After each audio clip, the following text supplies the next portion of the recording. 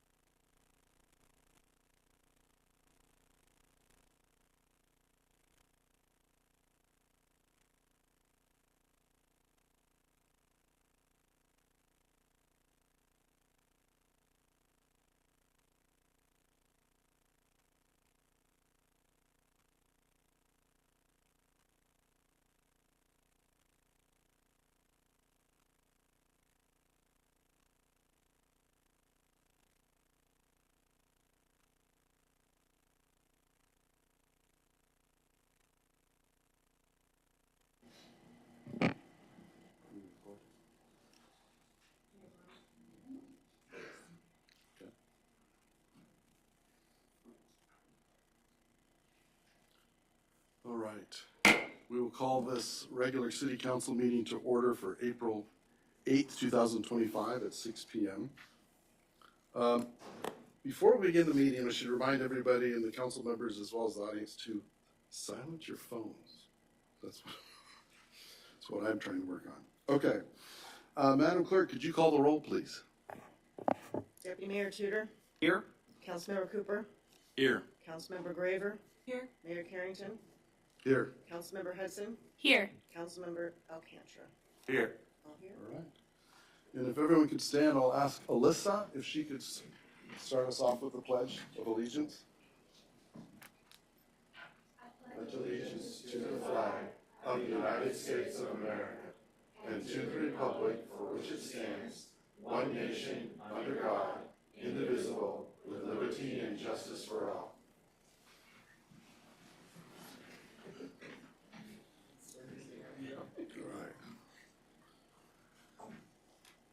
All right. Next, we have approval of the agenda. What's the wishes of the council? Move to approve. Second. Moved and seconded. Is there any discussion? Seeing none. Madam Clerk, if you could call the roll, please. Councilmember Hudson, Yes. Mayor Carrington, Yes. Councilmember Graver, Yes. Councilmember Alcantra, Yes. Councilmember Cooper, Yes. Deputy Mayor Tudor, Yes. unanimous. All right. Next, we have communications and appearances. And I think next up, we've got a proclamation recognizing April 2025 as the month of the military child. So,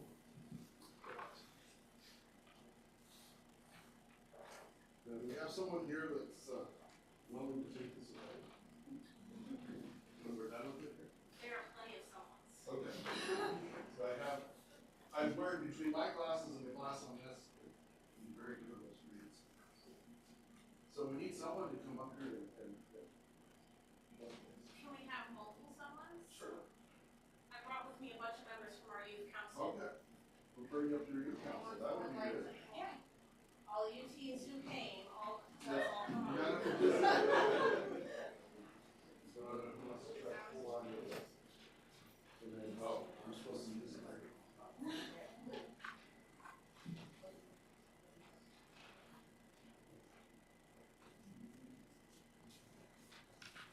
Okay. So, a proclamation recognizing April as Month of the Military Child.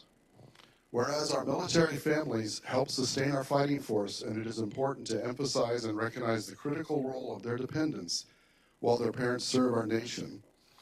And whereas the Alaska National Guard Child and Youth Program, Youth Council, is committed to resolving the educational transition issues that are faced by these children and their families.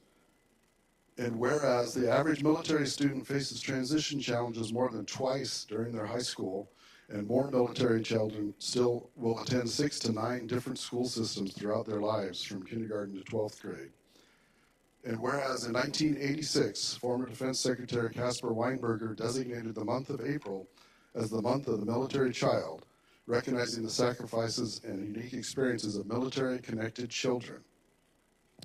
Whereas April 11th, 2025, Purple Up Day, has been dedicated to supporting military youth throughout the United States and its territories.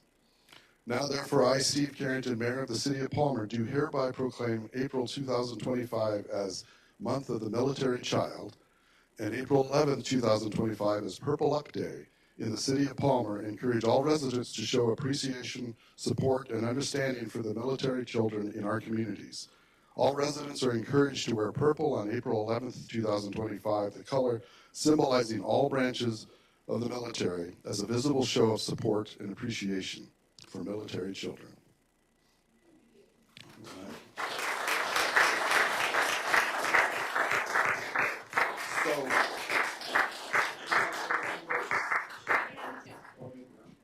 Oh, who can I put on the spot? Nobody? Actually, Colonel Kelsey was going to be here this evening, but he's not feeling well, so he was the one who was going to say something. I'm Susie Morrow. I'm the lead Child and Youth Program Coordinator for the Alaska National Guard, and with me tonight are 5 out of our 16 Youth Council members who play a part in our program, putting resources and activities out to National Guard and other military-connected kids throughout the state of Alaska. Justice Spaulding is our co-president this year, and he helped to write a letter that we sent out to all mayors and town leaders throughout Alaska, as well as superintendents of various school districts.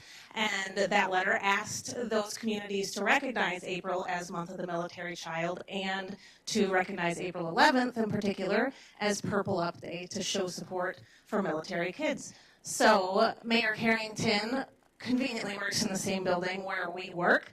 And I got wind that he was Palmer's mayor, so he wrote a beautiful proclamation for us. But our main goal is outreach. Our job is to reach kids all throughout the state of Alaska, and this is one way we're doing it, to let communities know that our program exists. So thank you, Mayor Carrington, for putting the word out there and for making this proclamation. It means a lot.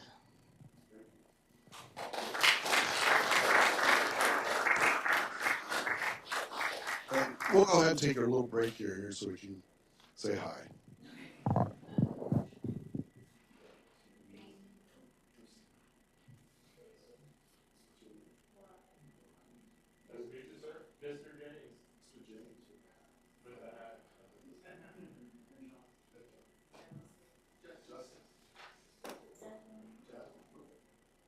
We're taking a break, so if anyone else wants to come and say hi, figure it out, volunteer or something. Yes, we're always looking for volunteers. There's currently only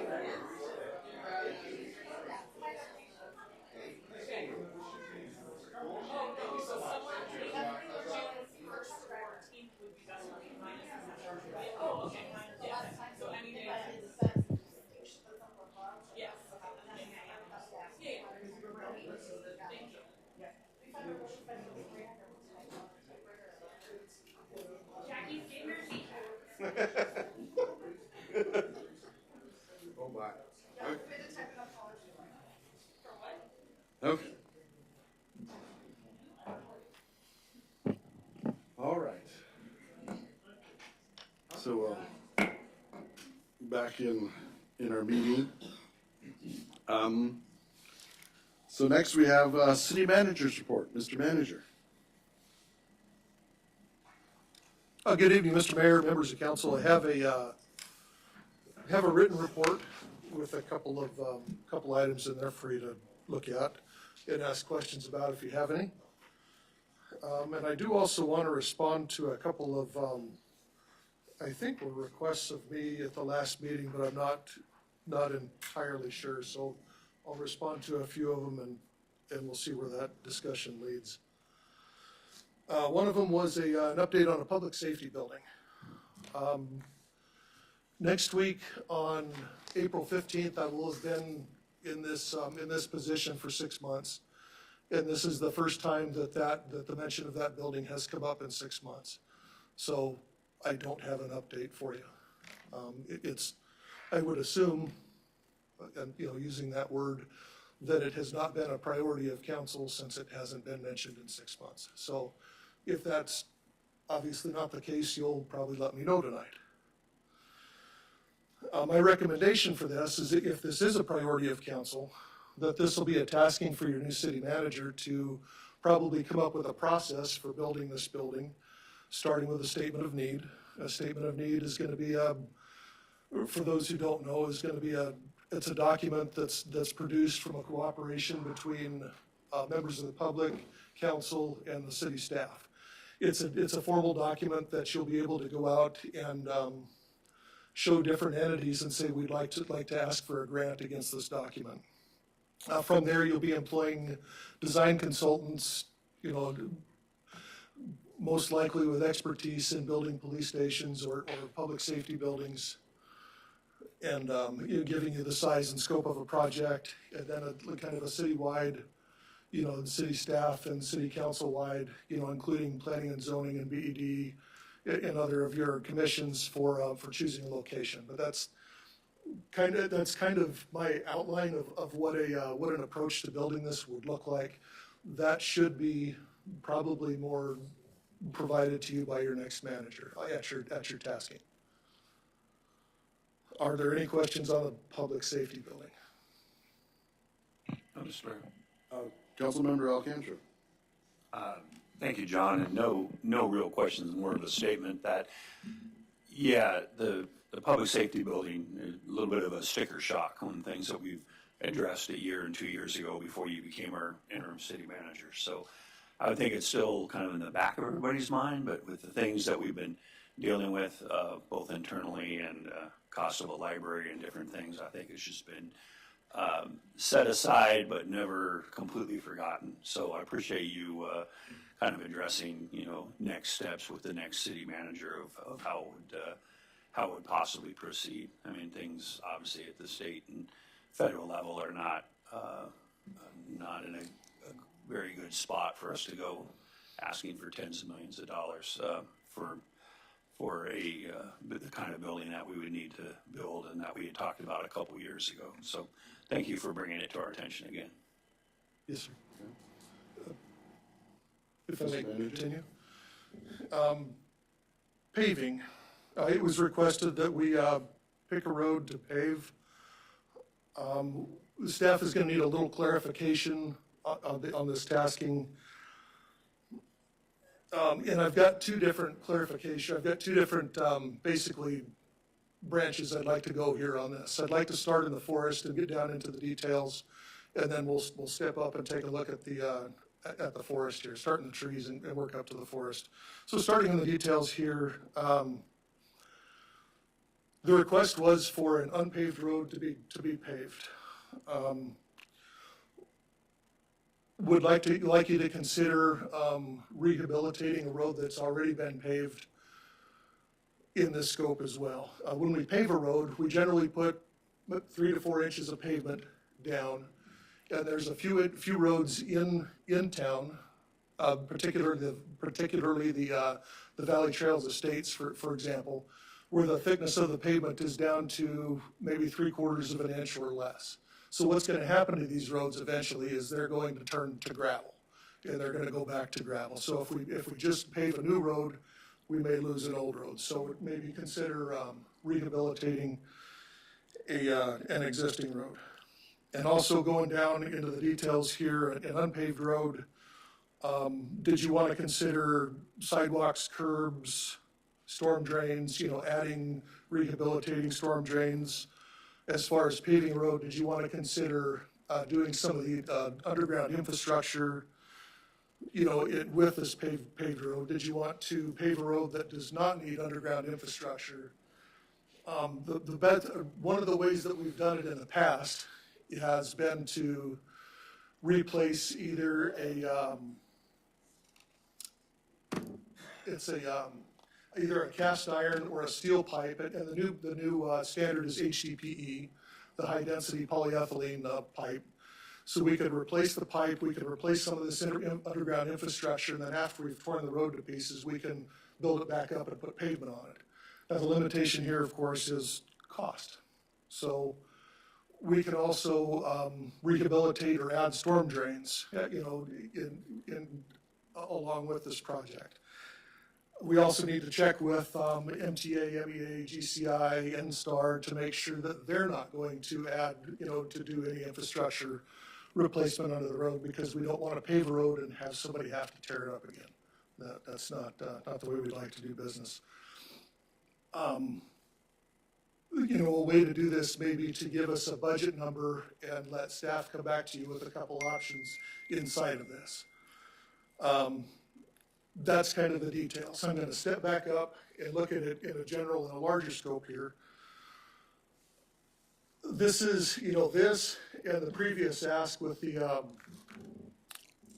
public safety building are both infrastructure items. I think what it would be good to do would be to get a list of all the infrastructure stuff that needs to be done in the city. Let's take a look at this list as a whole. Let's do a prioritization, and let's figure out what projects we want to tackle. I mean, if you want to pave a road, let's pave the road as a small goal as part of a larger plan. Let's, it sounds like the city of Palmer is in need of a larger capital plan to include infrastructure and equipment.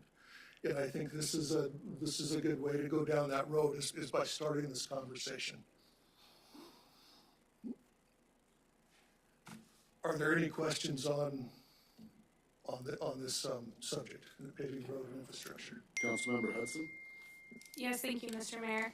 I just want to clarify that I was just asking for the new city manager and the relevant department heads present within the next month to give cost estimates for paving one unpaved road in the city, and to include any pertinent details regarding the needs and expected costs associated with the project.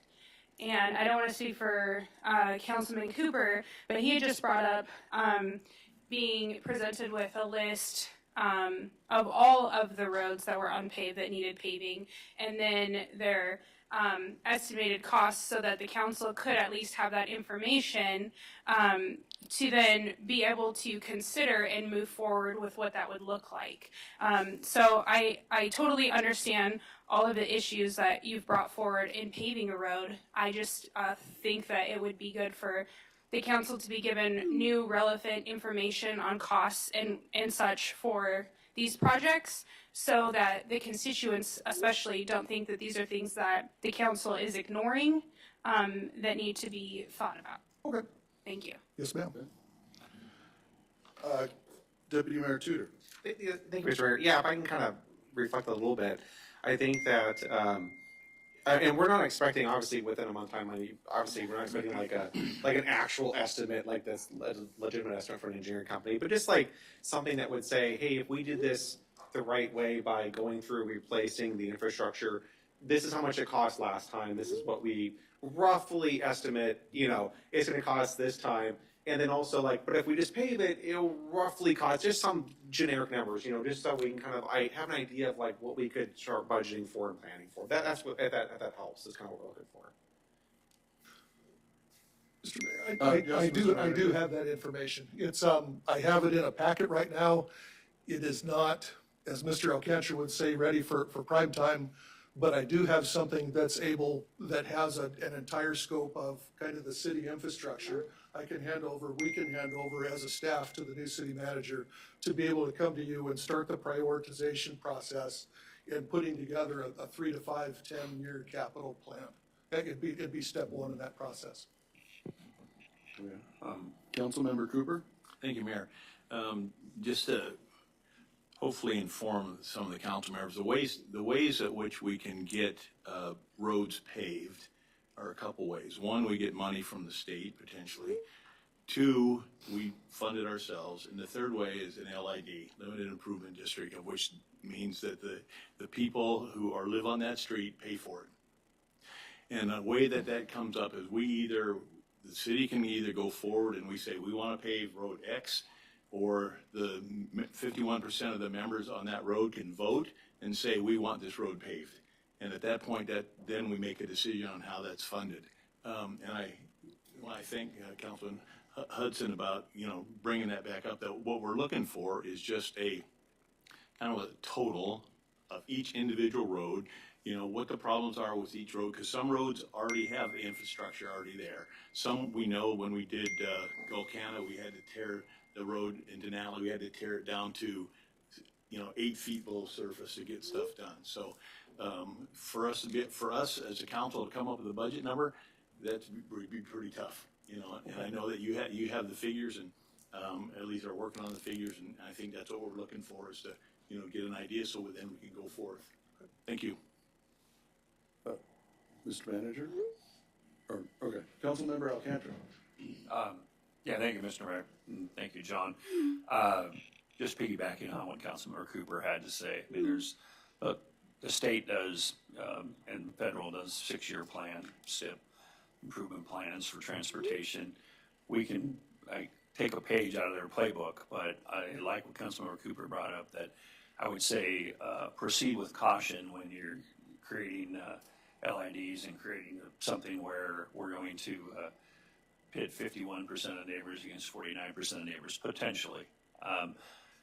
One would think that, hey, everybody wants paved roads because paved roads are better and less dust and different things, but sometimes you run into folks that have been in a neighborhood 30 and 40 years and they're like, that's why I moved here for this gravel road, and I don't want people driving 40 down my road and those different things. So there's a lot of public education that needs to go on, with our new city manager and with the council itself to say, hey, let's work with Jude and Public Works, get a list together, and then also kind of have a public type meeting, educate everybody on how the best steps are to proceed, because there's certainly different ways to skin the cat, but we got to say proceed with caution. So, thank you, Mr. Manager.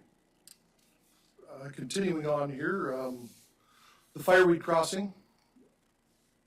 We do have a temporary, we're just going to give you an update. At the last meeting, I said I'd give you an update at this meeting about the Fireweed Crossing.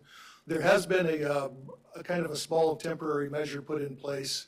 It was put in during the warm few days we had in March. And if you've been over the crossing lately, you can see that the pavement that was put in is eroding away. It was put in too cold, and it's doing its job. It's filling the bigger cracks, but it's going to go away eventually. Right now, we've issued an intent to award for a more permanent fix at the Fireweed Crossing. We're in the the protest period for that award, so we're still in the bid process. And staff and I are not going to feel that it would be inappropriate to talk anymore about the permanent fix tonight. I think that discussion should happen at the next meeting when the bid process is complete, and then we'll allow you to award a contract to do this or not.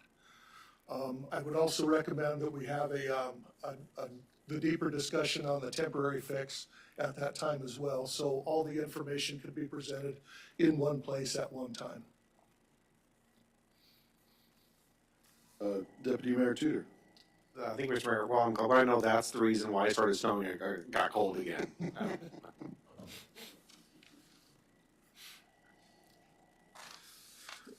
And that concludes city manager report for tonight.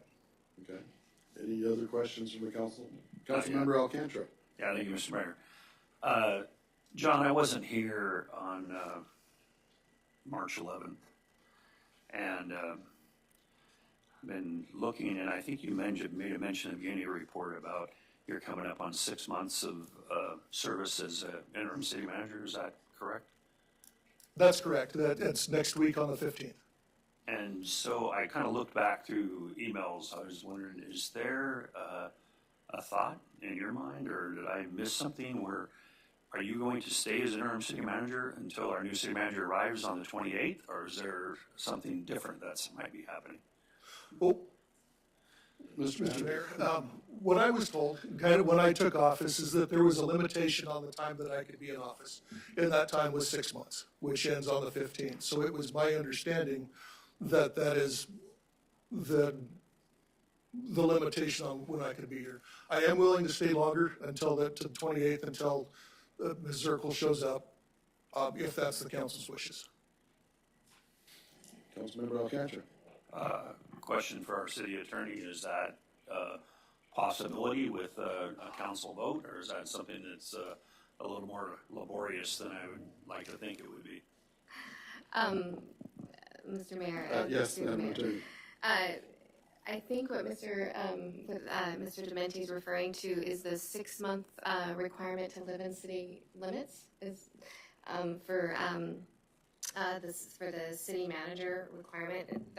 That's only 6 months that I'm familiar with. Mr. Manager. That's the only one that I've found. I have no idea where else it would be written. So there is a strong argument then that interpreting that code, that would be for a full-time city manager that you hire. Like, it technically, you took the airport superintendent and then gave him an interim city manager position, and it's just needed to be extended 2 weeks. So I think that the council I would defer to the timing to the parliamentarian, but I think that the council certainly by code has the ability to say that council hires a city manager, that applies to, he's an acting city manager role, not formal city manager role, and you could stretch that for the remaining 2 weeks should you desire.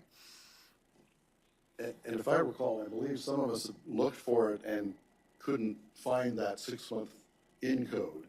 I think it's mentioned on like the contract I think it might that be. they have 180 days to get into the city. I think it might be in the charter. Let me look that up really quick and confirm that. But either way, it would only apply to the living requirements to a permanent city manager. And I think you have a strong argument that the title doesn't meet that definition. So I think you'd be fine just maintaining. I don't think that takes anything from the council unless they'd like to unless they disagree with my interpretation of that, and if council as a whole is fine with it, I think that you can assume until the next active city manager comes in, it can be replaced. Councilmember Alcantara.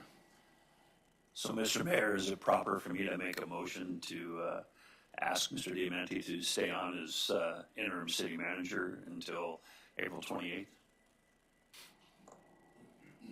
I think that's allowable, right? So that's a motion. Is there a second? Go ahead. I just have a question before we go any further on that. Being that this is not on the agenda, are we even allowed, Madam Clerk, to discuss and or vote on something like this? Or do we just make the assumption, like the attorney said, that he is not permanent, so he can just move forward and, go until the 28th with no motion, no vote? It's, I think it is. I think it's semantics. It's an agreement, and he's offering it up. I don't think it needs to be a formal action. I think you all agree. I think I'm okay with having Right. guys there, but I think that's, Thank you. he's offered it up, and he's interim, and I think you're fine. Would you all agree? It is. Is there any I'll- objection? No, Okay. I'll withdraw that motion. Thank you. Okay. Any other questions of the manager from the council?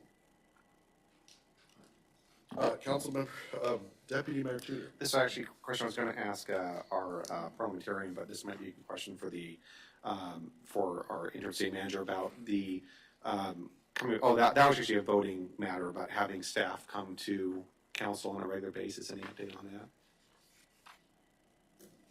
Mr. Manager?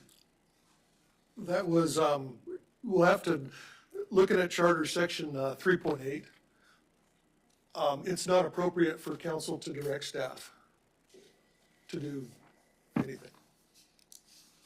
Oh, okay. You didn't come talk to us. Yes, sir. That would be a request that you should make with your, through the city manager. That's a request that you make of the city manager.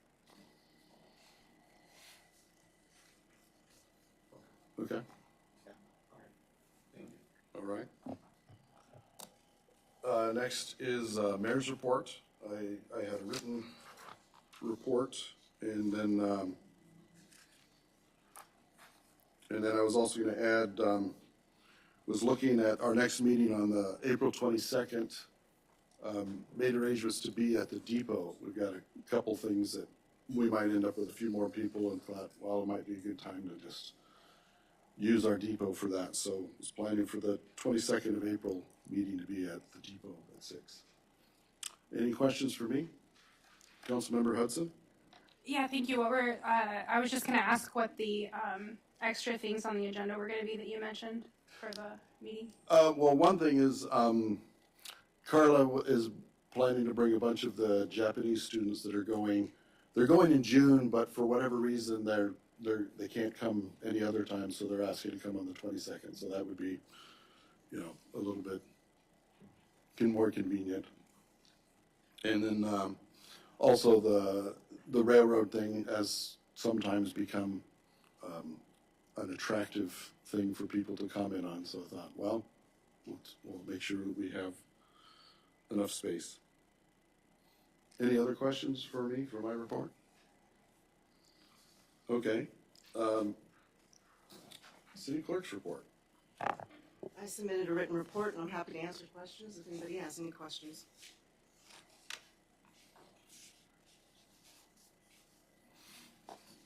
Okay. Any questions for the clerk? Okay. City attorney's report. Good evening, and if you heard us whispering, I was like, who told you the 6 months? I've heard that too, and I'm going to be searching through this to try to find that, but I think we're solid to maintain until you're replaced. I wanted to let the council know that the sponsor legislation regarding tracking sponsors that I've referenced before being draft legislation that was requested of me by Councilmember Hudson and Councilmember Graver. I emailed to them and the clerk. I'll let them coordinate the timing of whenever that would be, that draft legislation, if they choose to bring it forward. But I just wanted to let council know that I did send that to them. And then I just wanted to flag regarding timing of upcoming meetings, to circle back with that opioid settlement funds program that the borough is hosting. They have offered to come and do a presentation and myself do a fact sheet, and so nothing the council needs to act on right now, but possibly May, because we'll have the new city manager and they could be brought up to speed on that. May might be a good time. But May is very busy, especially if you have children, so I would anticipate like giving them plenty of notice to do a presentation. So May or early June, perhaps. Just wanted to circle that back. That's it for me, but I'm open for questions. Okay. Any questions of our attorney? From the council? Okay. Oh, Mr. Mayor, sorry. Oh, sorry. Yes, Last minute. Councilmember Graver. Thank you. Question for the attorney. So now that we have that draft legislation, the correct process would be to put that forward as an agenda item. Is that correct? I'm going to defer to the clerk on that. my understanding, so the code says two can draft legislation to be placed upon agenda. The process of getting it onto the agenda, I think, is the clerk's wheelhouse. And this is legislation to change code? Yeah, it was that. Right. Apologies, let me keep turning that on and off. It was the sponsor legislation for having two people put forward that needed, it would be amending the code, so it has like what would be stricken and what samples, and I sent it to the two sponsoring that were requested me to draft the legislation and CC the clerk. The next process, I feel like, is the baton handed off to the clerk's office. Right, and I was also waiting to see if there were any comments from the sponsors. If that's exactly what they were looking for, that was what I was waiting for as well. It's a joint process between all of us, so that's kind of where I thought we were, is waiting to hear back from the sponsors if that's indeed what they would like, and then they could send me an email, and we'll move forward from there. And then it would be basically two, you'd have one meeting that would be introduced, Right. and then on the record, and then the next meeting in 2 weeks would be the, And that'll probably be sometime in May, just so Okay. I have to look at the schedule. all right? Councilmember Hudson. Yes, thank you. So then a question for the clerk then, on the master list, regarding that, our attorney has completed that task of asking her to draft that legislation. So if we could put completed on the list for council regarding that. Sarah, it'll be up to Sarah. She just submitted that, so we just updated recently, so. Okay, thank you. She can, we'll get to that. Okay. All right. Nothing else from council. So next is audience participation. Please sign in, state your name, and 3 minutes per person. Anyone wishing to, we will open audience participation.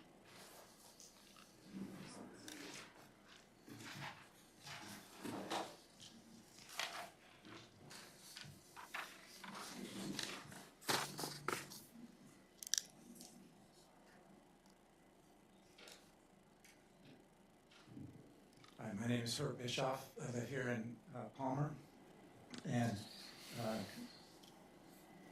wasn't going to do this, but after listening to the city manager's report, I had a few thoughts and I wanted to share them. The first being that I'm very appreciative that there are 2 audience participation slots during the meeting, and would encourage the council to continue that. It's been very helpful to myself and some of my friends. One of the things that happened on Monday was the groundbreaking for the new visitor center, and it made me think about a couple of things here in Palmer. The first of which was, gosh, I hope the buses keep coming to stop here at the museum. But then I got another thought. I walk around Palmer a lot. I shop in Palmer. My family shops in Palmer. My grandkids are here a lot too. What I thought was, I'm not sure what the buses are going to stop for. Then I had a second thought, and it came to me that maybe there won't be so many more buses. There may not even be very many motorhomes stopping through Palmer because of the possible restrictions of travel through Canada, the possibility of not having enough funds to do that kind of travel for some of us who are retired and count on our income that is static. But the thing that really threw me, and this is what I wanted to share with the council, is that while you were prioritizing what the interim city manager was talking about paving, and I really thought that was terribly important of you to prioritize things to help you feel a sense of accomplishment. And yet, one of the things that always affects prioritization is the cost and the value to the consumer, or in this case, to your constituency. That would be me. And I thought about the buses maybe not stopping. I thought about the many vacant shops in town. And while I know that the council works closely with the chamber, and the chamber is eager to develop the economics here in Palmer, I feel a little distressed by the fact that things are not quite like they were a few years ago when I was involved in a brief survey. We had an essay contest through the Independent Bookstore, and we asked what people loved about Palmer. We got about 35 essays, the majority of which had some very specific things about what they liked in Palmer, not the least of which was showing their friends, family, and visitors the core downtown area.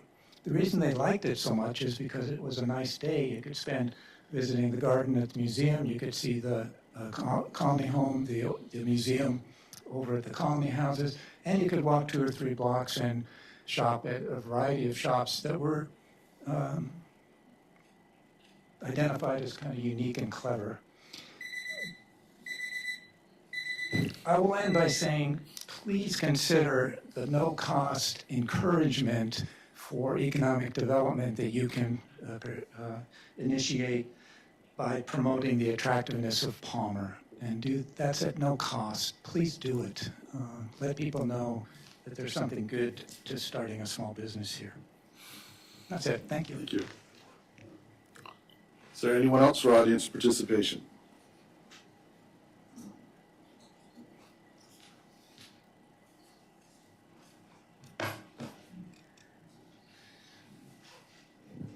You know, it wouldn't be a meeting without me. Good evening, Mayor and City Council. My name is Jackie Goforth. And I thought it was very quiet in Palmer until the last few days. I received a blizzard of information and people calling me and things happening, and I got a lot of questions. By the way, I have a clipboard, and I have these clipboards because I ordered them to go around and speak to Palmer voters when I'm doing a recall issue. It makes a handy little table, and it's really nice. And by the way, if it's really cold weather, you want to have a gel pen. Just a couple of pointers there. I didn't know, and I would never ask or go to a local restaurant, set up shop, without asking the owner, nor would I call or expect city department heads or city employees to come by and sign my recall petition while they were supposedly working. I mean, I wouldn't do that. There seems to be an awful lot of water, sewer issues, too, on this agenda. An awful lot. I mean, do we even have enough water power to put in another subdivision over by Colony? Is that, I mean, there's an awful lot of questions here. And why are they on this agenda? There's a lot of stuff on there, and only one of them's open for public comment. And, what else? Oh, yeah. Is the acting city manager checking RFPs? A lot of money went out to some businesses, including the museum. And as you know, I keep my eye on the museum because they tried to invent history for a DEI agenda. Well, now I find out that they sent quite a bit of money, tens of thousands of dollars, out of state, down to Oregon, I think it is, to print up and write the brochure or the book for the 90th year of the Colony Days. And it's like, I hope that's going to be free for us because we're paying for it to get printed, and I certainly hope we don't have to pay for it when it gets here. But why didn't somebody ask, like, the Colony Museum or somebody up here to do that? I don't understand. I don't understand why we would send all that to another entity. Oh, yeah. And then, where are we funding this? A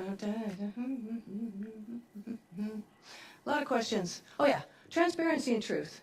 That's all I really need is transparency and truth. That's all anybody out here wants is transparency and truth. And you guys are doing a great job, by the way. I did want you to know that, what was I going to say? I helped close down the gallery. The gallery shut down because she's been in there 40 years and she's in ill health. And it didn't close down because of economic reasons at all. She had the most booming business I've ever seen since she put her closeout sign. But I was very busy down there and talking to all kinds of Palmer residents and other residents there. Everybody loves Palmer. Everybody. They don't want it to change either. They didn't like the fact that she was leaving, but she was in 3 different areas, so maybe there'll be 3 new businesses, you know what I mean? So, thank you. Thank you. Is there anyone else for audience participation?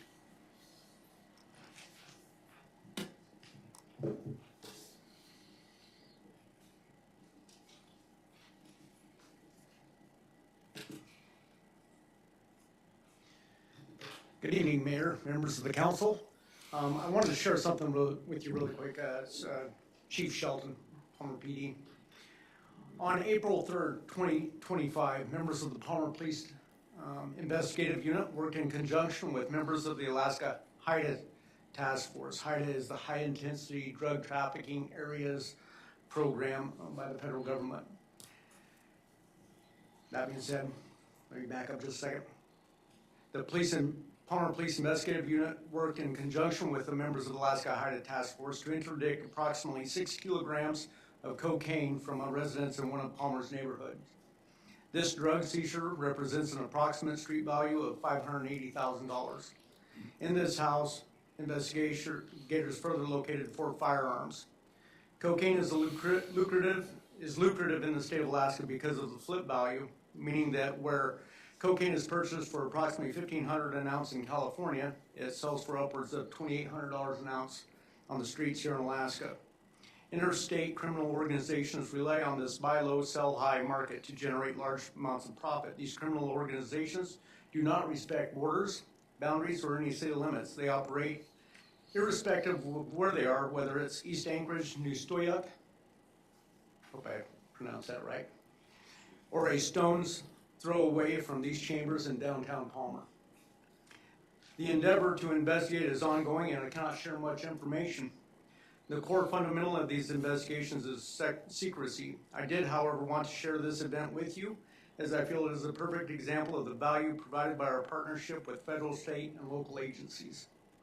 Alaska HIDTA, or High Intensity Drug Trafficking Areas, is a federally funded task force comprised of federal, state, and local agencies. This task force includes a dedicated detective from the Palmer Police Department.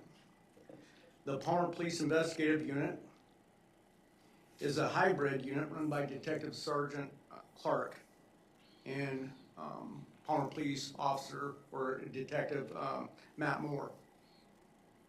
The unit focuses on the investigation of serious felonies occurring in the city of Palmer and dedicates its spare time to the proactive enforcement and suppression of criminal activity occurring within our city, as well as assisting patrol units when needed and providing expertise on more complex investigations. Thank you for your time.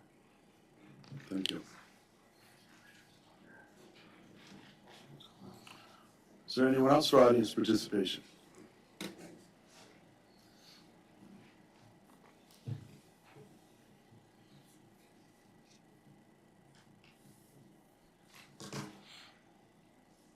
Hello, my name is Ronald Debach. This is the first time I've ever done this type of thing. It's a pretty hard act to follow. The last couple, they're right on top of it, talking right along. I've been in the valley since the 1980s. I've lived on Dubuque, Meadow Lakes, and Palmer. And I just recently returned. I have 4 kids. They're all grown now. I had my family here. I was a teacher for 20 years. I retired in 2020. I have my own construction business now. All that to say I've been here a while. I recently was down in Florida and spent some time there seeing family. Traveled to Tampa and Orlando and Dunedin and Clearwater and all the touristy places. It was fun. I had my windows down, but I couldn't wait to get back to Palmer. When I got back to Palmer, it was a beautiful day, and I'm driving down by Fred Meyer, and there's a fellow there that's there all the time, and he's been panhandling there for this year. There's usually some other panhandlers for the last few years. I didn't see any in Florida, maybe 3 or 4. I don't know what the difference. I know it's a hard problem to take care of. But a few years, I also have some cabins that I lease out, short terms. I have a lot of guests that come up. They're full all summer. And they come down here. And a few years ago, I had a complaint. I don't know what happened exactly. So I'm not involved in politics. I'm working all the time. I called one of the council members. I can't even remember who it was, maybe 2021. They said, well, there's a problem. We don't know who actually enforces it. There is some kind of an ordinance, but I don't know how it's enforced, and I don't know either. But I'll get it taken care of. I'll talk to the chief. They talked to the chief. Maybe I saw him a few more times. They disappeared. And I've seen a few over the years. Usually I call the police, and they're gone. I've been calling lately on the last few people, you know, because they have intimidated my guests a few times. I usually try to talk to them quite a bit. But they're there right the next day. They just keep showing up, and they're showing up. I was there the other day, and a policeman drove by. I know you guys are really busy, and I know it's not a high priority, but my sister-in-law and I have friends and detectives in Anchorage, and with the panhandling goes all the crime that goes with it. And I love this town. I don't want to see it going the way it is. If you could just talk to the police and make this a priority. Thank you. Thank you.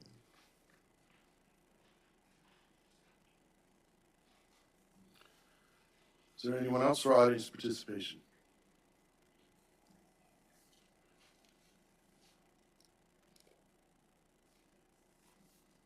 I see a hand.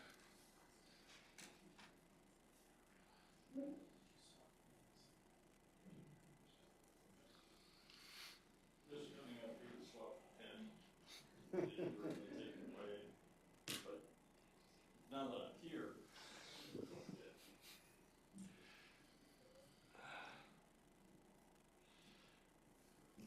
Mike Molesky, I live at 325 East Firewood Avenue in beautiful downtown Palmer. Thank you very much for this opportunity to speak. I just wanted to add a coda to what Herb earlier said about the downtown area. I was reflecting on it because as I walked on that central, right across from the Palmer Depot block. Have you all been down there recently? Tell me how many of those offices are occupied. The only building, ground floor, with anything in it happens to be the bookstore, which we are co-located at. We're in one suite, bookstore is in the other. But to the left of us, to the right of us, they're empty. At the moment, all of them, the entire block. And I reflected upon that because I know they're in process of being leased, one was just left and so on, and there are a couple of others. So I think I'm counting, if we look at the Just So building and another place down the other direction, got about 7 empty places in what is, to my mind, the core of downtown Palmer. And I just wanted to add on to what Herb said, was that this is always an interesting thing, whether it's the Palmer Chamber of Commerce or whether it's the City of Palmer, how to encourage, what to do with, whether it's an ordinance change of some sort, zoning change, et cetera, or for that matter, and if you've looked at, as I have, a number of websites for communities similar in nature, they're scattered around. What does their website do to encourage? And so that's just something to think about. But the reality, the factual reality is that's a pretty, as we enter the summer season, is a pretty telling situation. And I just want to remind people, if you haven't been down to look, that that's the case. Thank you. Thank you. Anyone else for audience during this audience participation? Okay, we'll close this audience participation. Next, we have public hearings. Resolution number 25-015, authorizing the Palmer City Council to borrow money and issue utility revenue bonds in the principal amount not to exceed $137,429 for water capital improvements for the Water Sewer Fund under Palmer City Charter Section 11.13C for the ADEC State Revolving Loan Funds. We'll open the public hearing. Anyone wishing to speak to resolution number 25-015, can you come forward? Have 3 minutes. Not seeing anyone come forward, so we will close the public hearing. What's the wishes of the council? Move to approve. Second. Okay, moved and seconded. Is there any comments or questions from council? Okay, Mr. Manager, can you give us a staff report? I'll start off with the general overview, and then Ms. Davis is here for details and to correct me if I screw it up. This is a complicated issue. I'm going to start off with that. A few meetings ago, council approved 3 resolutions, 25-007, 8, and 9. These are for 3 separate loans. We'll call them loans from the Alaska DEC, from the revolving fund. The loans are 100% completely forgivable. However, they are loans. And we, as a municipality, need to treat them as loans, which means bonds. So we need to have the bonding capacity to be able to receive these loans. Right now, we have an $8 million bonding capacity that was approved in 2020 by the voters in 2020. And what that allows us to do is to take loans against the water utility, or the wastewater utility only. It can only handle wastewater funding. So one of the loans that we're asking for is $500,000 for the Headworks project. So that's going to be covered by that $8 million bond. The other bond that we're going to be borrowing against was approved Resolution 2016-018, so that's either 2016 or 2017 that this was approved. And that was approved for a different water project, water and wastewater project, in which we borrowed almost $3.9 million out of. So there's bonding capacity left there for $1.1 million, so a little in excess of $1.1 million. What we need in the other 2 projects for this revolving loan fund is the capacity to borrow $1.25 million. So we're just this much short from being able to receive those as loans.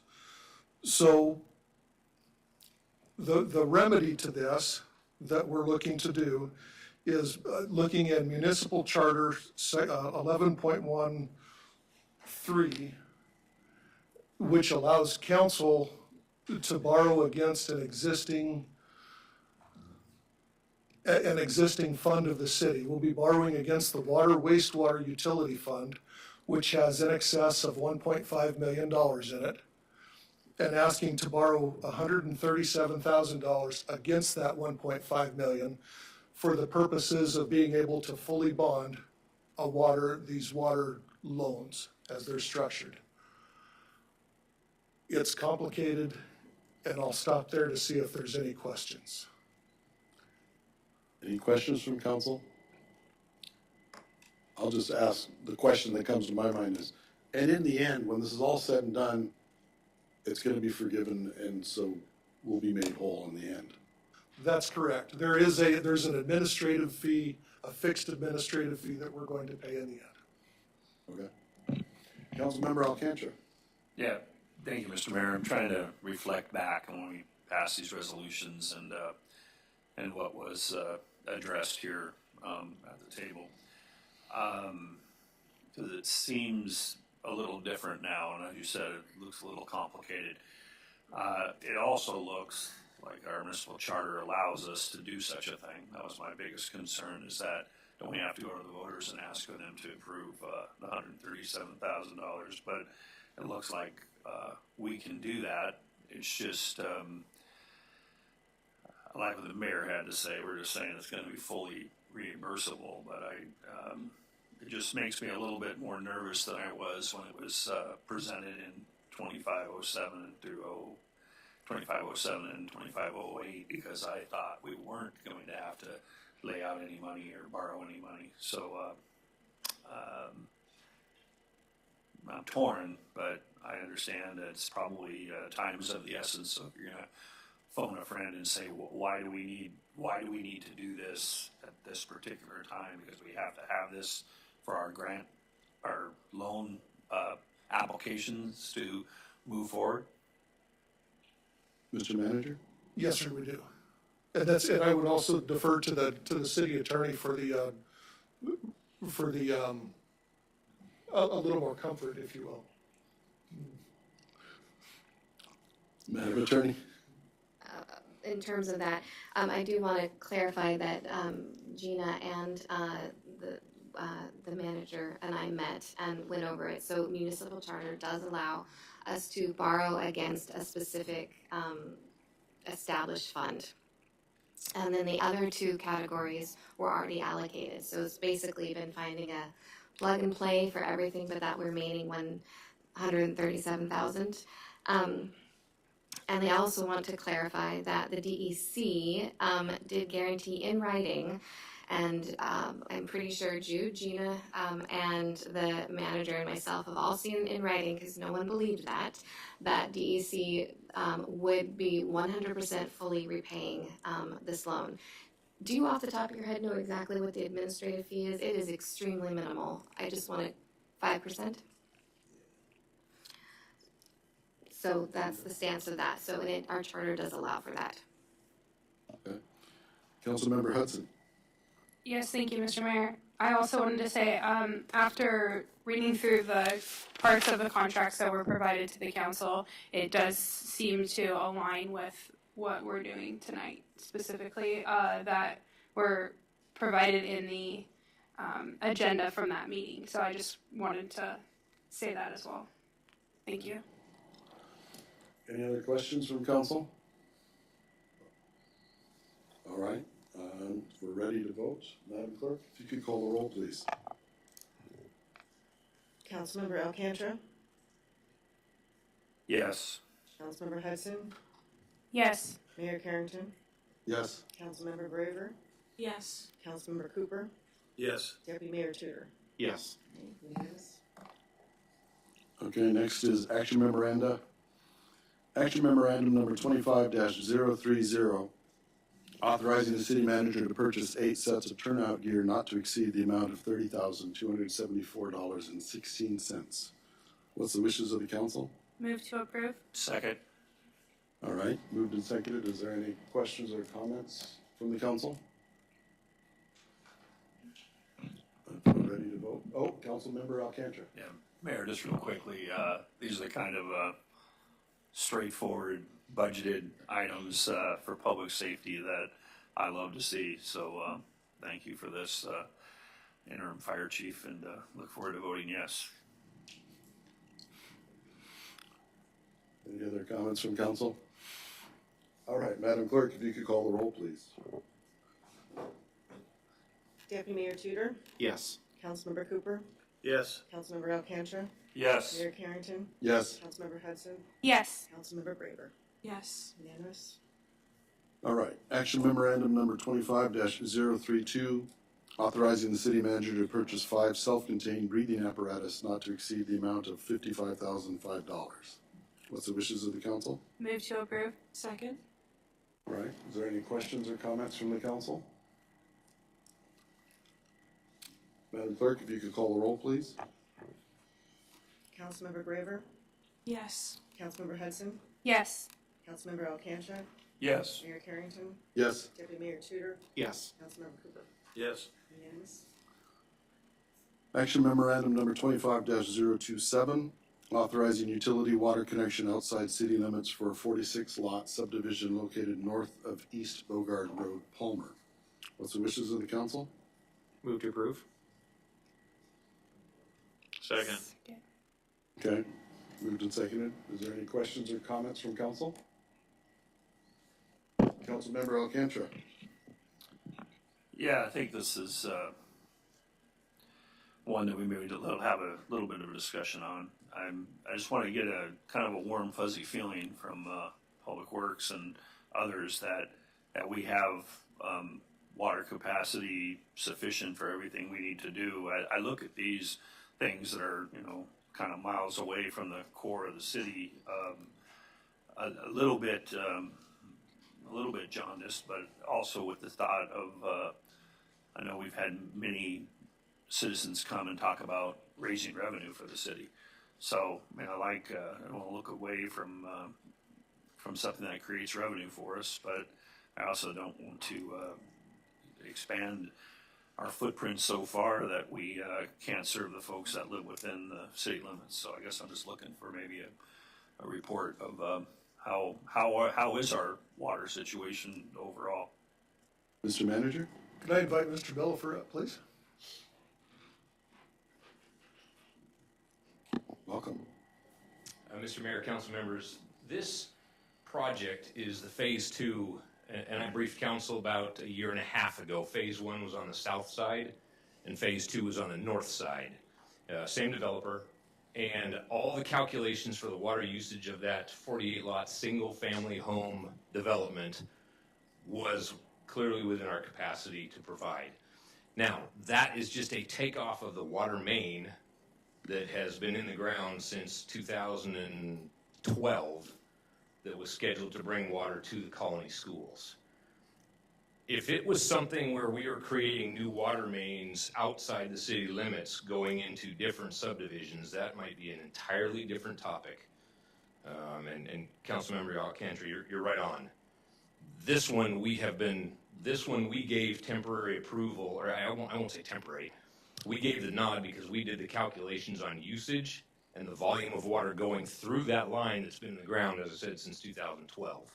It's just now we're going to have the water going there starting this summer. And so these two subdivisions, the one on the south and the one on the north, we can supply, and we have no problem supplying.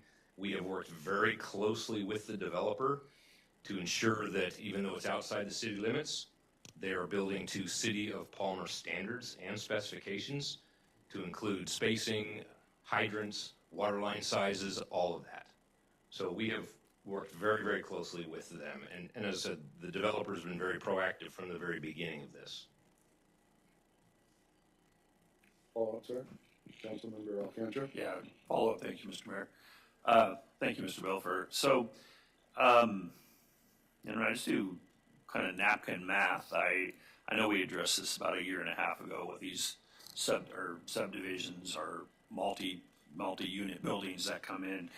They don't seem to provide the same revenue as the folks living up in Brittany Estates or the folks living in downtown Palmer and other things. And just refresh my memory, is that because this is water only and not water and sewer, or why when I think of 46 houses up here paying $1,000 a year for water and sewer, I get to $46,000. When I look at this, I only see revenue of $18,400. What am I missing in the translation? Well, a couple things. You're absolutely right. It is water only. There is no sewer associated along that Bogart corridor. And you, the council, have taken great measure the last 2 years because if you recall, as you alluded to, Mr. Alcantara, we charged the same rate to people outside the city limits before that we charged for water inside. And I thought that was unacceptable. And you have incrementally raised those rates each year now for the last 2 years. And it is important to always monitor that and pay attention to that because we have folks with city vehicles, city employees on city time that if there's repairs or anything that needs to take place, once we, the city, accept that subdivision. Now, there's a 2-year warranty period, but once we accept it, it's ours. So we monitor very closely the installation of the water lines. We monitor very closely their practices and procedures. And the developer has been very, very good. I want to point that out right away. But the cost there is, again, no sewer, and we are now putting, okay, there is revenue on legislation, which is only for connection. We are working on this. We recognize this. We understand that there needs to be a differentiation between outside the city limits and inside city limits.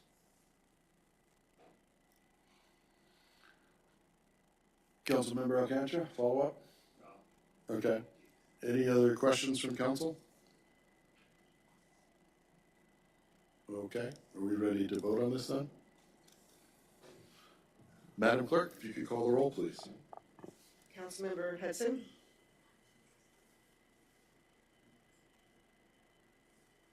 Yes. Councilmember Graver, Yes. Mayor Carrington, Yes? Deputy Mayor Tudor, Yes. Councilmember Cooper, Yes. Councilmember Alcantara. Yes. Unanimous. All right.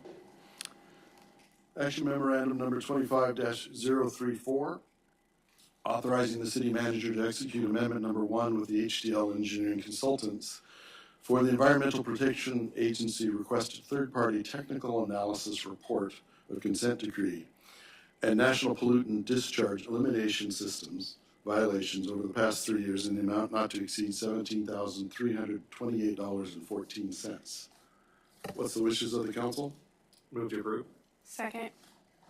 All right, is there any questions of council? Deputy Mayor Tudor. Thank you, Mr. Mayor. I was hoping to see if we could get a staff report to kind of shed light on this a little bit. Okay, Mr. Manager. Thank you.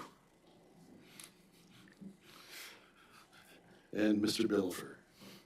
Mr. Mayor, council members, the consent decree.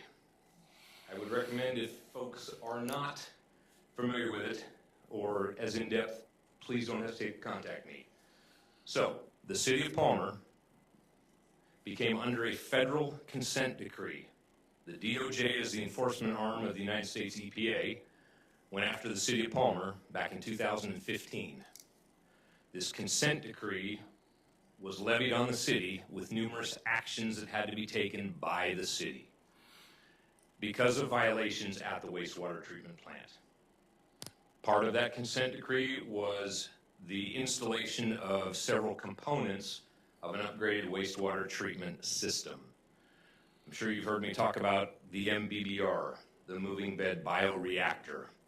That's a new part of the treatment plant. The most recent parts of the treatment plant, which some folks may not have been here for, are the clarifiers. And there are 2 clarifiers that were installed.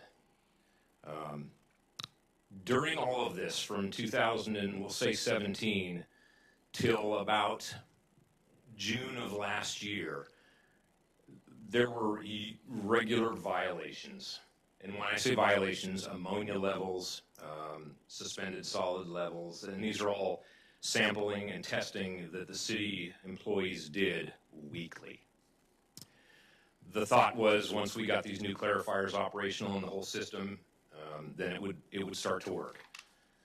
Well, what I will tell you is that the DOJ, in a June letter, June of 2024, mandated that we do certain things, and if you haven't read that letter, I would encourage you to. They provided stipulated penalties to the city of Palmer that if you didn't take actions, we were going to fine you X number of dollars. And it was to the tune of several $100,000. One of the items that they wanted to do or have done, they mandated, was a third-party outside source evaluate the treatment process and the root cause of the violations that the city had had over the last couple of years. And they gave us a deadline. They gave us a deadline of 6 months. Again, this is folks that live in DC. One of our challenges was getting a consultant on board because the wastewater community is very small. We had 3 consultants that wanted nothing to do with that because they all worked with design firms and other construction firms. We did have one firm that finally came on board, but they came on board 3 months after this letter. So that in essence gave us 3 months. The initial estimate to do the analysis from HDL, because they are the ones that found this consultant, was for a certain amount of money. But that certain amount of money would have been over a course of 6 months. Since we did not get a consultant on board until 3 months after this, we were under a significant time crunch, and that is the additional cost that you see that the city incurred because now we had a crunch time to get this analysis done, which we did. The analysis is done. The EPA lawyers and the EPA engineers and the DOJ lawyers have reviewed it. They agree with it. But let me shed one piece of awesome information for you. The last 7 months, the the city of Palmer has not had a violation. That is the first time in 9 years that the city of Palmer has gone 7 months without a violation. And I share that with you because the crew that works at that wastewater treatment plant, they are taking this personal and they are busting their behinds at that treatment plant. It is now a source of pride because, as I said, it hasn't been, we hadn't had 5 months without a violation in 8 years. And now we have 7 months without a violation. And again, I knock on wood, but these folks down there are doing great. So, sorry for the dovetail. This overage request is due to the fact we had 3 months to accomplish the directive by the DOJ for a secondary outside source analysis of what was going on in the treatment plant. Okay. Any questions? Any questions from council? Deputy Mayor Tudor. Mr. Mayor, this is a little bit off topic. I mean, I just want to make sure, without getting too much in the weeds. So with this analysis, it sounds like we know what's going on, and we have a plan of action for this. I mean, it sounds like we're doing well right now, but We have known what was going on. okay, It was just our ability to get the systems to work. okay. So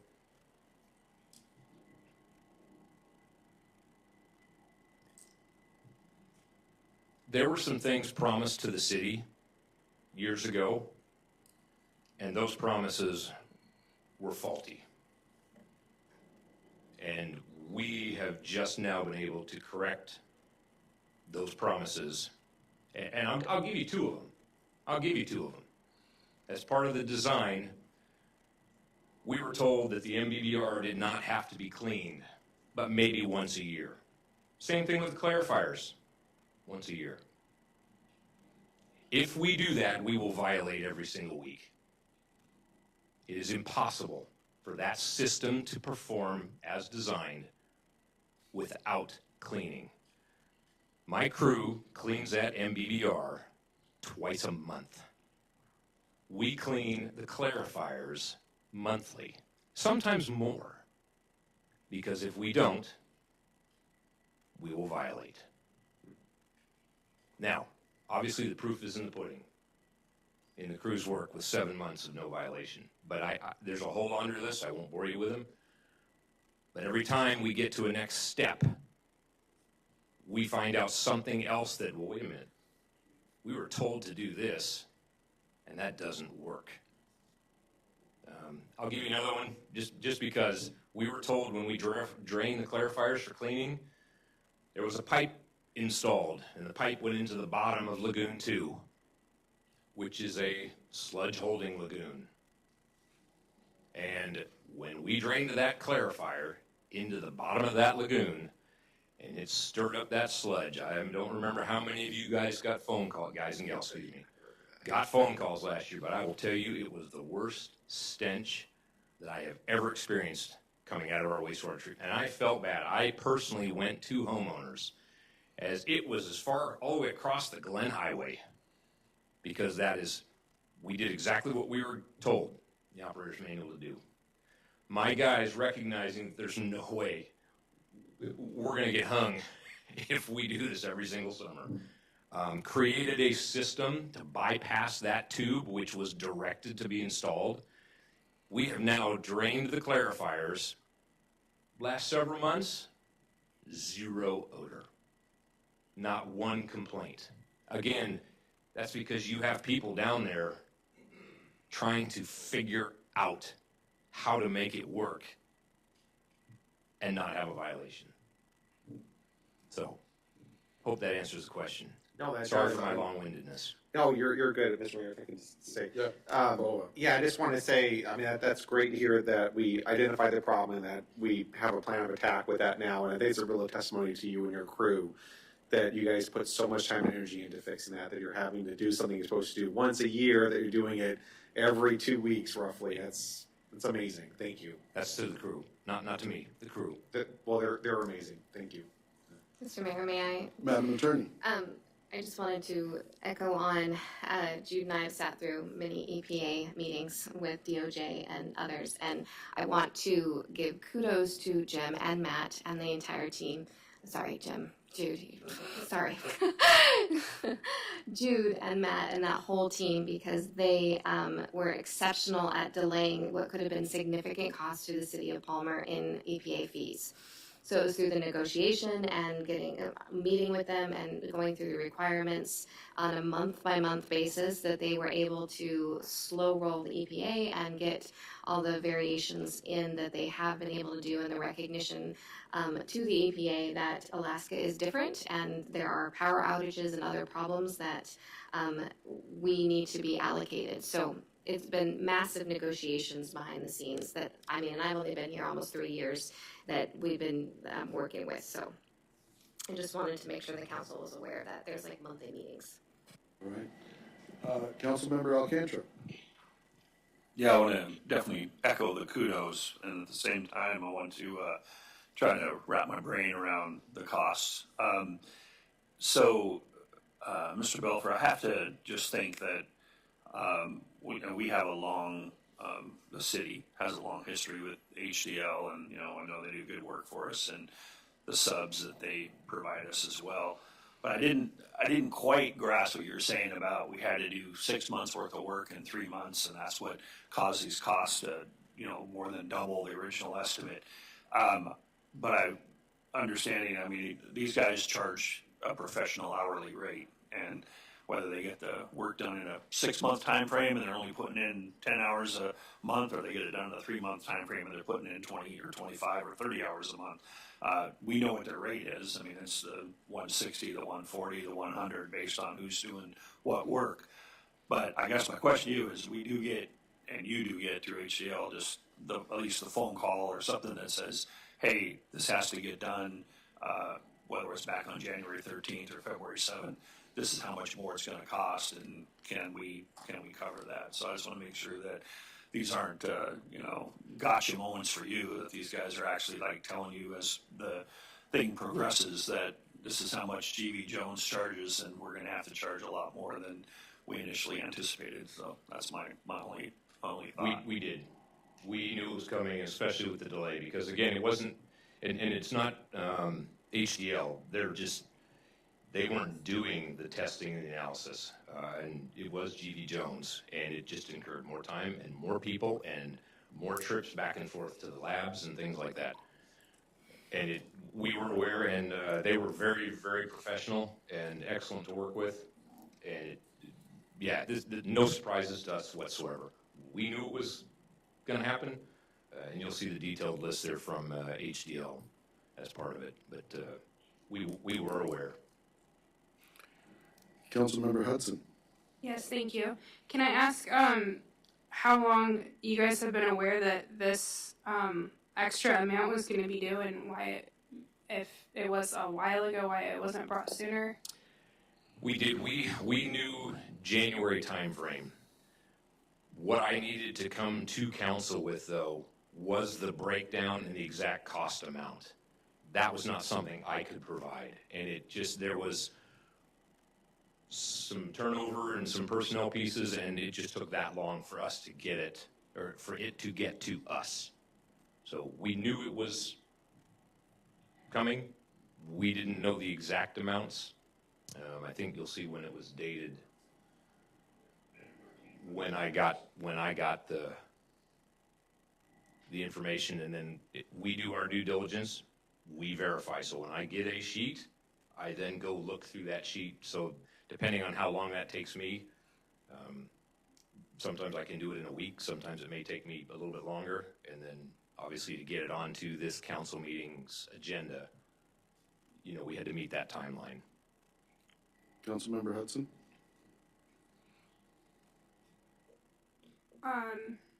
Yes, thank you. I just wanted to make a statement that I think that this was kind of where I was going with asking for the city manager to ask the department heads to present monthly different things that are going on, past, present, and future, so that we can all work on these things together collectively as a city and not just have, over here this is going on and oh no, it's becoming an emergency, and then the council 3 months later, oh no, we need $500,000 right now, and it's like that wasn't budgeted, but then we also want to get a new library, and we also, want to help the police department get a new building. And so I just think that I just wanted to kind of point out that this is why I was suggesting that, so that we are aware of these kind of things that are going to come up.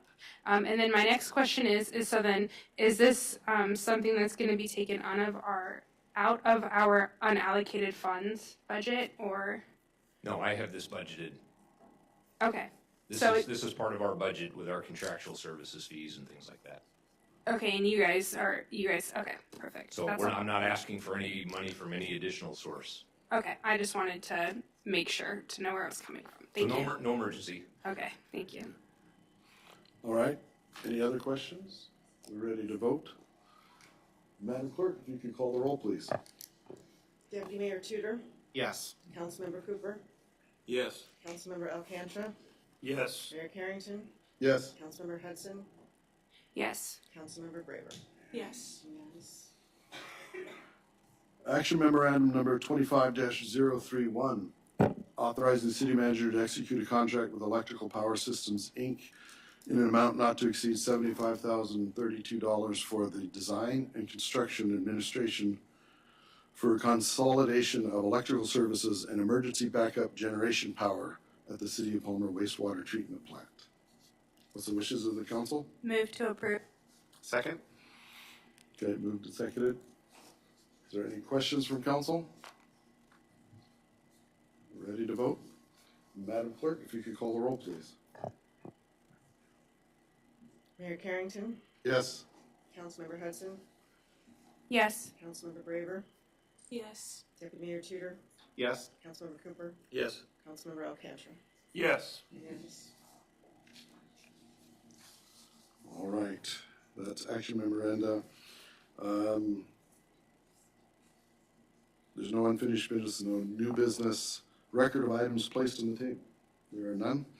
All right. Audience participation. The second audience participation. Anyone wishing to come speak to the council, please sign in if you haven't already and state your name, and you have 3 minutes. Thank you again, as always. My name is Jackie Goforth, Mayor and City Council, and I want to try and set the record straight again about the library situation, including what's been going on with a grant for E-rate. Contrary to what I listened to in Talkeetna today at the library board meeting, I love libraries. I don't hate librarians. I don't hate libraries. I am not at war with them. What I try to do is make sure that parents know what's between the covers, and so they get to decide what their children are exposed to, not the librarians or the people who have stocked it. That's the only thing I'm trying to do. Now, what happened is a consulting firm called the Rose Group from South Dakota was paid for by the Mat-Su Borough to come up here and do a strategic focus plan. And it was supposed to be for the future of the library. But somebody on the plane spoke and talked about what they thought they were coming up here to do. That is all conjecture and hearsay, as far as I'm concerned. However, the Mat-Su Borough did say, when I have FOIA requests for this, they used a fund called E-rate. The E-rate is a federal grant. It's a federal grant, and it has this is from 2018. They had $181,000 sitting there, and they had 6 weeks to use it or lose it. And I'm from the government. If you didn't use it, you lose it. So what they should have done is put in the best outstanding internet into all those 5 libraries on the planet. They should have made them the premier internet hubs of the entire state. That's what they should have done, because that's the only thing that money was supposed to be used for. See, the FCC actually puts out a document every year on what can be used for E-rate money. They do. And it says internet connectivity and library services. That's it.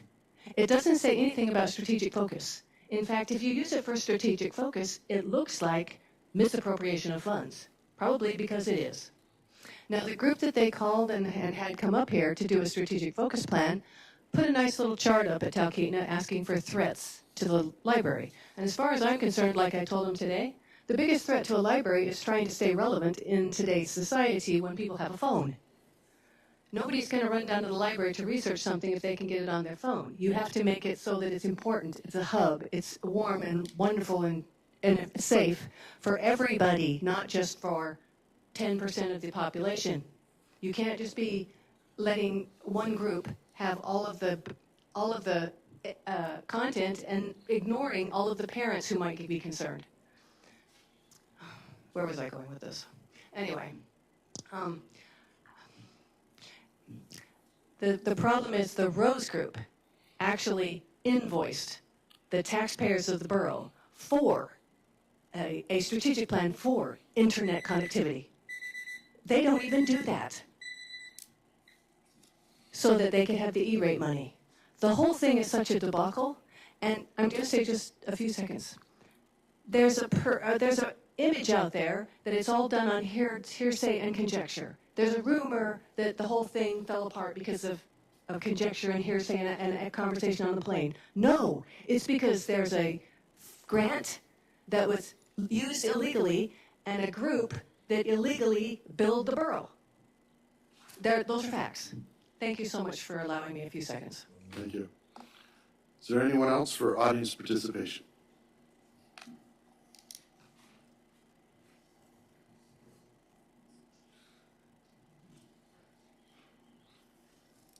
No one else for audience participation? Okay. We'll close audience participation. Next is council member comments. Councilmember Hudson, we'll start with you.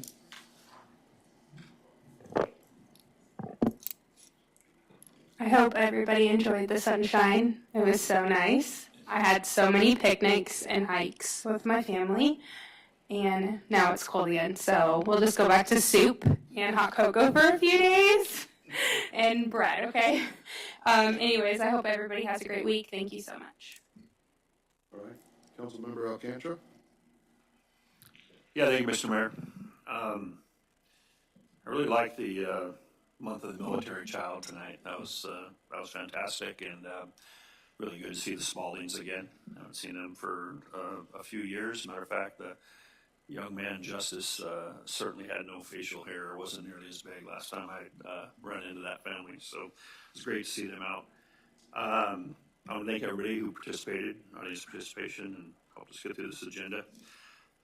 Especially Chief Shelton and Palmer PD for getting that $580,000 worth of drugs off the street. Kudos to the whole department and also to the task force and getting all that work done. I think that's fantastic to know.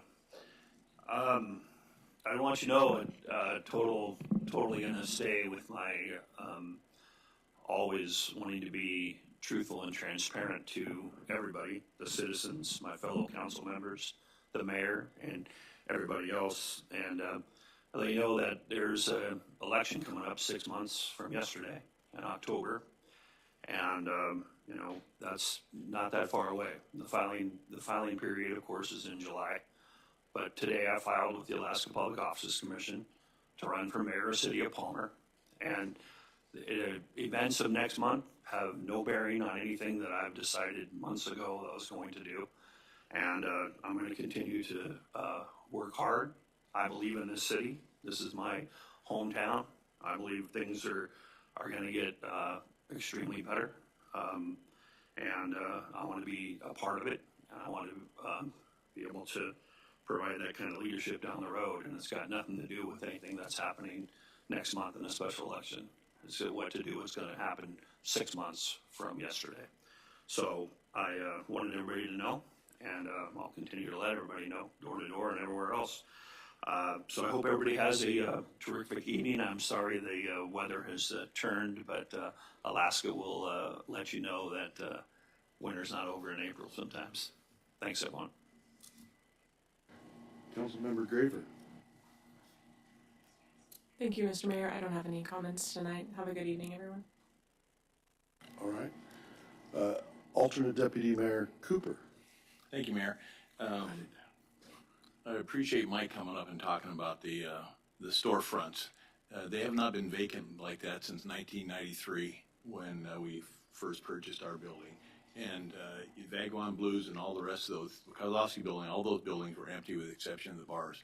It took a while for them to fill up, and I'm just hoping that the city council and the chamber, continue to work forward to try to bring businesses back into town, because it's definitely what we need down here. And I too appreciate the proclamation for the military child. As I mentioned before, I have 87 years in my family of military service. I am a military child. I have 3 that are military children. They absolutely loved being called military brats. They didn't mind moving around. We had 11 duty stations in 21 years, so we moved quite a bit. They absolutely kind of loved it because they could, particularly from being up here, 2 of them were born in Alaska, and they absolutely love being able to tell folks that they're from up here. And for those of us with tattoos, dandelion is the tattoo for a military child. So, thank you. Deputy Mayor Tudor. Yeah, thank you, Mr. Mayor. I also wanted to mirror what Councilman Cooper said. I think that proclamation was really good. And also just wanted to, everyone's going to groan here, but as a reminder, today is April 8th. April 15th is when taxes are due. So I want to make sure I made a little comment about that so nobody forgets. And coming up, we got some good events. We have Palmer Cleanup Days coming up on the 10th. This is going to be always an amazing event. It's a good way to get around town, clean things up a little bit, and make Palmer nicer. And I'm just really proud of the Chamber of Commerce for donating. They have a plethora of bikes they're going to be donating. And also thank you for Councilman Cooper. He was at the ribbon cutting ceremony for one of our small businesses here, Poppy Lane. And that was a really amazing event, very well attended. And also, I just want to say, thank you to our interim city manager. I actually came here going, man, why are these items on the agenda that we asked for? Why are they not on the agenda? And I'm glad you addressed those. So I just want to say thank you for that. And I hope everyone has a wonderful week. Thank you. All right. And we'll be adjourned at 7:37. So that small business